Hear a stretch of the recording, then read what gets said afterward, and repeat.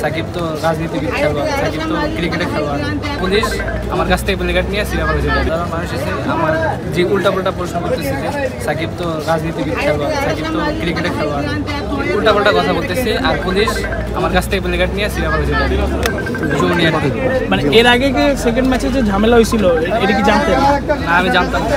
আমাদের মিডিয়াতে দেখছি, এই জন্য আমি সাকিবের প্লেকার্ড নিয়ে ঢুকছি। আজকেই খেলা দেখতে আসছি।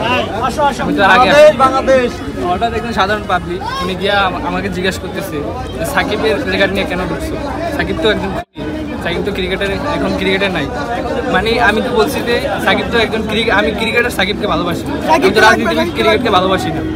এই জন্য তারপরে পুলিশ গিয়ে আমার হাত থেকে প্লেকার্ড নিয়ে এখানে এনে ছেড়ে ফেলাইছে। আর এখানে বলা হয়েছিল কালকে বিসিবির প্রেসিডেন্ট উনি বলছেন সাকিবের ফ্যান ফলোয়ার থাকতে পারে, সাকিবের ফ্যান ফলোয়ার থাকতে পারে, তারা অবভিয়াসলি প্লেকার্ড নিয়ে যাওয়ার স্বাধীনতা আছে। তো এই জন্যই আমরা তো প্লেকার্ডটা নিয়েছি, এছাড়া আমরা প্লেকার্ডটা নিতাম না।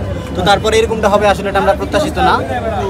ঠিক আছে ভাই, এখন এটার জন্য আপনার মানে একটা ইয়া করবেন আর কি। আমরা আমার কাছে প্লেয়ার হিসেবে চাই, রাজনীতিবিদ হিসাবে না।